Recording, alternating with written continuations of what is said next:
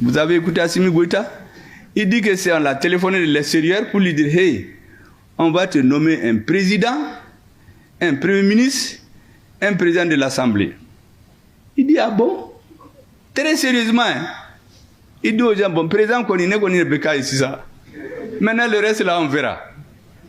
Le président du Niger, il nous dit que le jour où il y avait la crise au Niger, il y a un pays européen qui a voulu les appeler pour intervenir. Est-ce que vous savez que c'est le président français qui a appelé le monsieur? Il dit, mais le Niger, là, c'est pas pour vous. Il ne faut pas parler avec le Niger, c'est pour la France.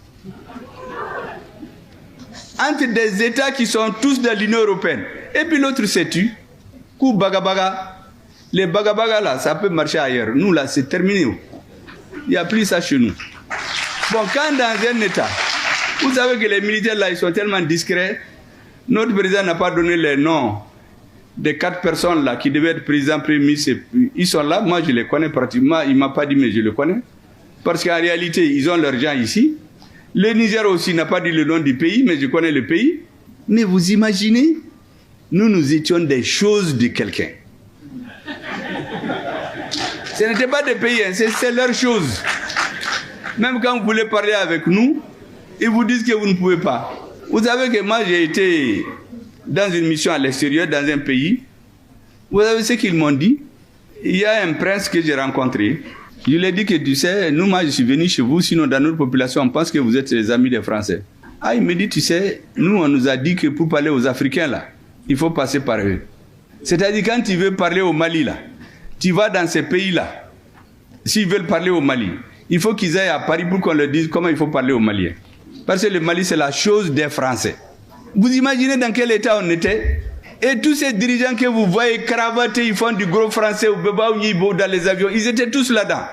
Abbé, des vauriens qui font des années là-bas et échouer dans les classes. Ils vont dans les bibliothèques pour étudier les formules latines, là, venir nous impressionner. Ah, mais tu vas pour Kafode. Kassoro Foy. Il y a Foy. Il ne peut pas leur dire non. Si on leur dit de s'asseoir, ils s'assoient. On lui dit de se lever, il se lève. Quand il vient en Afrique, il fait du bruit. Quand on va là-bas, on le tape sur les épaules. Ça, ce n'est pas des présidents. Ces présidents-là, c'est fini au Mali. C'est pour mettre fin à ce système-là qu'on essaie de diaboliser nos présidents. Et vous ne devez pas accepter. Si ces présidents, par l'âge, par décision personnelle, ne sont pas là demain, le flambeau, vous devez le tenir. Les jeunes, les filles, une nouvelle race d'hommes politiques pour libérer l'Afrique définitivement.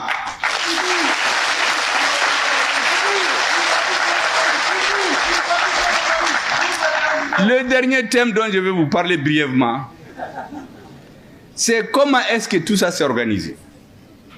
La camisole là, vous croyez que c'est venu comme ça? C'est de longue date. De très longue date. Je vais vous faire un rappel. En septembre 1884, s'est tenue à Berlin une conférence qu'on appelle la conférence de Berlin sur le partage de l'Afrique, qui s'est achevée en février 1885. Ils avaient 2 résolutions. La première, en Afrique, il y a 2 grands fleuves. Un s'appelle le Niger, l'autre s'appelle le Congo. Il faut qu'on aille les aider à régulariser la circulation sur ces fleuves. Première conclusion. Deuxième conclusion, nous allons partir nous entraider. La France va apporter la mission civilisatrice de la France. L'Angleterre va apporter les 3 C, la civilisation, le commerce, le christianisme. Voici les conclusions de la conférence de Berlin. Les Russes étaient là-bas. Ils ont réuni 14 nations. Les Américains étaient là-bas. Les Américains leur ont dit, mais les Africains, là, il n'y a personne. Mais c'est les Européens qui décident. Dans les relations internationales, c'est une question de rapport de force. Le roi de Belgique, on lui a donné le Congo comme propriété privée. La route Congo-Océan, là, ils ont tué plus d'1 million de Congolais pour construire la route. Mais aujourd'hui, ils disent que c'est eux qui ont civilisé les Congolais. 1 million, ils sont venus. Une fois qu'ils se sont installés, on a oublié les fleuves Niger, on a oublié les 3 C, on s'est mis à tuer les gens, à faire la guerre, coloniser, opposer les gens, retirer les richesses. Ils ont fait tout ce temps-là. jusqu'à ce que la Seconde Guerre mondiale a éclaté. Quand elle a éclaté, ils ont dit aux Africains, venez nous aider à nous libérer. Une fois qu'on est libre, vous aurez l'indépendance. Avant, on croit que les Africains, ils fuient. Sur le front, quand c'est chaud, c'est eux qui montent. C'est eux qui cherchent les serres à canon. On a compris que c'est des hommes qui sont braves. Quand la guerre est finie, les plus braves, on les a orientés quelque part pour les faire disparaître tous. Pour qu'ils n'aillent pas expliquer les choses à leur peuple. Les autres, que les gens connaissent, ça c'est des phénomènes qui ne sont pas les plus importants. En tout cas, dans l'histoire, il y en a beaucoup, mais au moins on les connaît pour montrer comment c'est important de connaître quelque chose. À Thiaroye, au Sénégal, les soldats ont demandé juste qu'on les mette dans leurs droits. On les a tués tous. Pourquoi ils revendiquent d'être dans les mêmes droits? Ça, c'est parce qu'on le sait. Mais ce qui arrive avec les autres, on ne le connaît pas. Qu'est-ce qu'ils ont fait? L'Union soviétique et les États-Unis ont dit aux puissances colonisatrices là, il faut décoloniser. Parce qu'eux aussi voulaient les affaiblir. Tous les autres sont partis. Les Français ont dit qu'ils ne partent pas. Ils ont commencé à louvoyer l'Union française, autonomie interne, et petiti et patata.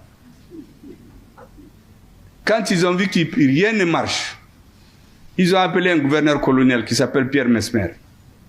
On l'a désigné Premier ministre. Et on lui a dit, organise-nous la décolonisation. Voici ce qu'il écrit dans ses mémoires, je vous le dis. La France accordera l'indépendance à ceux qui l'exigeaient avec le moins d'intransigeance. Après